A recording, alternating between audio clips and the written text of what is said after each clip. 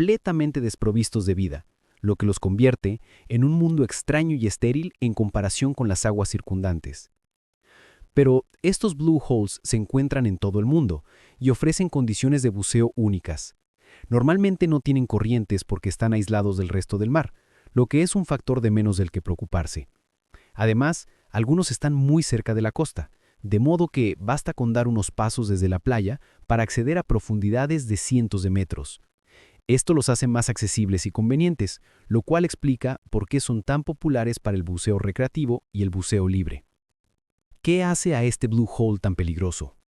A pesar de toda esta información, todavía no hay una respuesta exacta sobre por qué estos lugares resultan tan peligrosos o específicamente por qué el sitio de buceo cerca de Dahab lo es tanto. Lamentablemente, no existe una respuesta definitiva.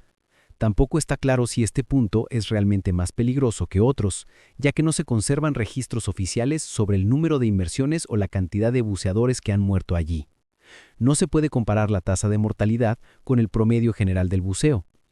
Puede que este lugar en efecto sea más peligroso y por tanto tenga una tasa de mortalidad mayor. O quizás simplemente el número total sea más alto porque la cantidad de inmersiones en este agujero es mucho mayor.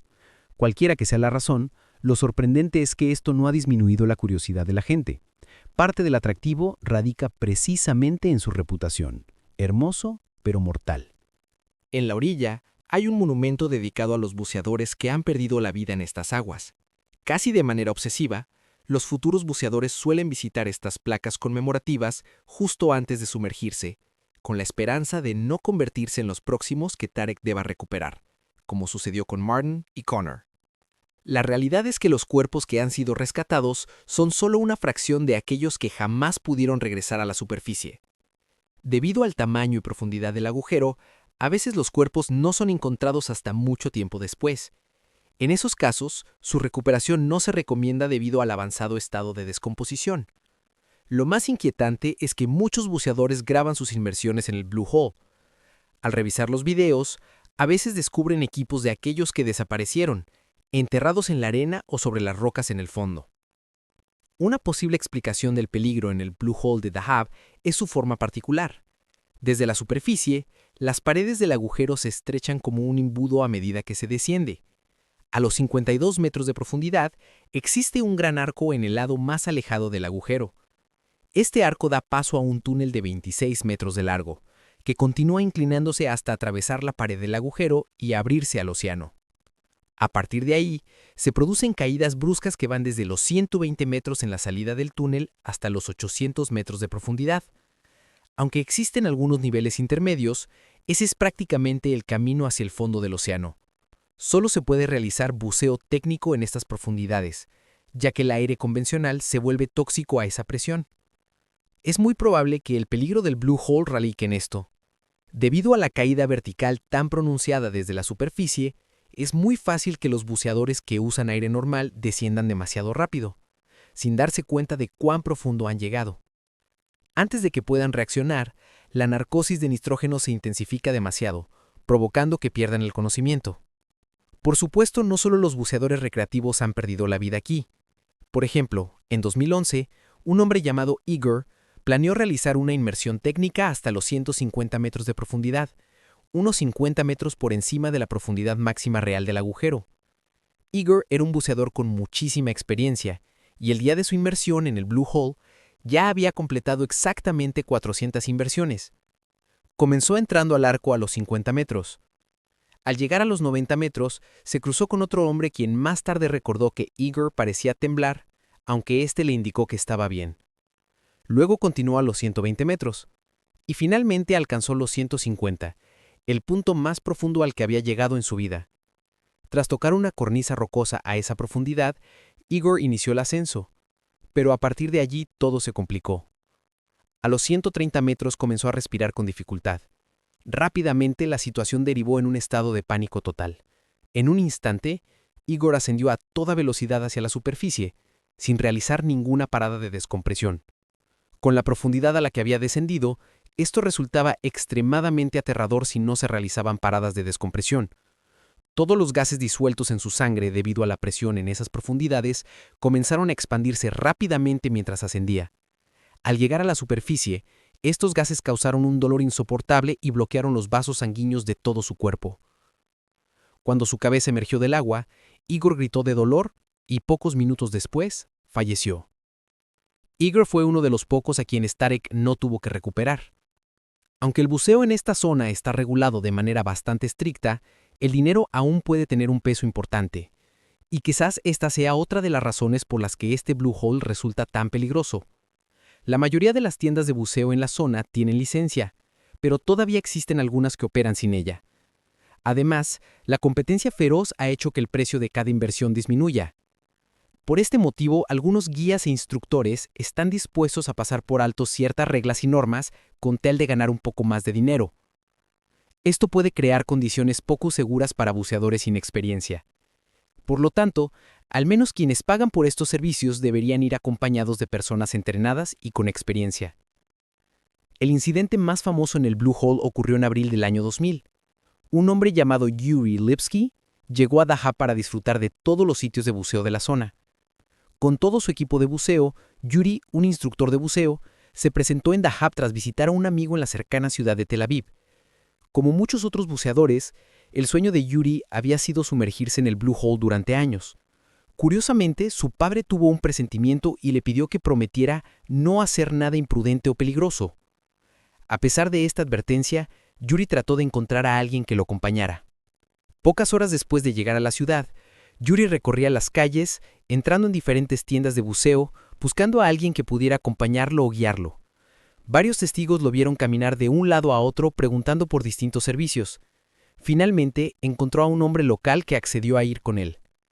Poco después, ambos se dirigieron a la zona de buceo y entraron al agua. Durante toda su inmersión, Yuri grabó un video. La grabación comienza mostrando a Yuri cerca de la superficie. A su alrededor había otros buceadores, arrecifes coralinos y peces. El agua era azul, brillante y cristalina. En un momento, Yuri mira la cámara para ajustar el equipo y parece colocar una especie de tapa protectora en el objetivo.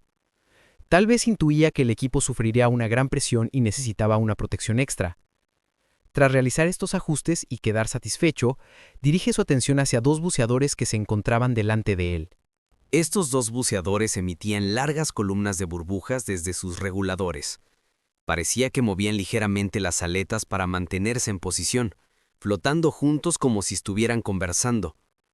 Yuri se acercó tanto que casi chocó contra ellos. Luego los sobrepasó y miró hacia la distancia. Lo único que podía ver era un oscuro abismo, sin nada visible debajo. Desde algún lugar más profundo, más burbujas ascendían, lo que indicaba que había otros buceadores más abajo, fuera de su campo de visión. Yuri comenzó a moverse en la dirección de aquellas burbujas. Finalmente dejó de desplazarse, detuvo los ajustes de la cámara y comenzó a descender. Se concentró nuevamente y dirigió su mirada hacia otro buzo que estaba más abajo. Tal vez era la persona local que lo acompañaba. Luego miró hacia la superficie, donde los rayos del sol penetraban en el agua. Después, volvió la vista hacia abajo, hacia lo que parecía el fondo. En realidad, no era el fondo, sino la pared interior del agujero, y Yuri estaba nadando a lo largo de su borde. El agua allí ya era mucho más oscura que en la superficie. Lo importante es que Yuri solo utilizaba aire comprimido normal. A medida que descendía, se veía cada vez más afectado por la narcosis por nitrógeno. Además, el control de su flotabilidad se volvía menos efectivo a medida que aumentaba la presión. El agua se volvió tan oscura que resultaba increíble. En ese momento, Yuri miró su ordenador de buceo para comprobar la profundidad. Marcaba 81 metros. El aire normal no se recomienda a profundidades mayores a 40 metros, pero él ya había descendido al doble de esa profundidad. Trató de inflar su chaleco de control de flotabilidad, pero estaba demasiado profundo y su equipo era demasiado pesado. Luchó durante algunos momentos más, tal vez desesperado, intentando ascender, pero ya era demasiado tarde. Mientras Yuri seguía tratando de manejar la terrible situación en la que se encontraba, la cámara dejó de funcionar. Cuando Yuri no regresó a la superficie después de unos 40 minutos, todos entendieron lo que había ocurrido. Sus padres fueron contactados inmediatamente, y su padre llegó a Dahab al día siguiente. Tras suplicar a los lugareños para que sacaran a Yuri del fondo, finalmente Jared se ofreció voluntario para realizar la búsqueda. Fue la inmersión más profunda jamás realizada en aquel entonces. Yuri finalmente fue encontrado boca abajo, con demasiado peso encima, a una profundidad final de 91 metros. Además, Jared descubrió que, en su intento de ascender, Yuri había inflado en exceso su chaleco de flotabilidad hasta que explotó. El cuerpo fue recuperado y todas sus pertenencias personales, incluida la cámara, fueron devueltas a sus padres. En ese momento, el instructor no sabía que aún seguía funcionando. La cámara estaba diseñada para operar solo hasta 75 metros, por lo que él asumió que estaba dañada y que no había grabado nada. Pero desafortunadamente, había registrado todo, y el video fue mostrado frente a los padres de Yuri. El instructor comentó que si hubiera sabido que seguía grabando, la hubiera destruido. De hecho, los últimos 5 segundos fueron captados accidentalmente al día siguiente cuando intentaban comprobar si aún funcionaba. Este triste video ahora se utiliza como advertencia para los buzos novatos sobre los peligros del buceo en profundidad, y se ha convertido en el incidente más famoso ocurrido en el agujero azul de Dahab. Lo más impactante del video es que todo parece suceder demasiado rápido. De aguas claras y tranquilas, en cuestión de segundos, el entorno se vuelve oscuro y extraño. Antes de que alguien pudiera darse cuenta de lo que pasaba, ya era demasiado tarde. Tal vez esta sea la razón por la cual el agujero azul en Dahab es tan mortal. Un nuevo agujero azul descubierto cerca de México.